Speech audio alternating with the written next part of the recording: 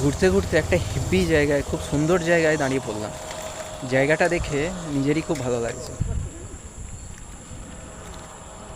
এটা তো জাস্ট শুরুয়াত।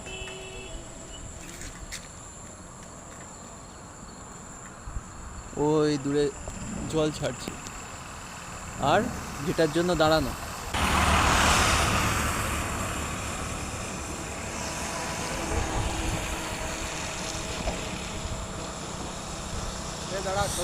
সবুজ ধানক্ষেত আর সঙ্গে পাহাড়, এক অপূর্ব সুন্দর দৃশ্য। রুরাল গ্রামের দৃশ্য দেখে সত্যিই ভালো লাগছে।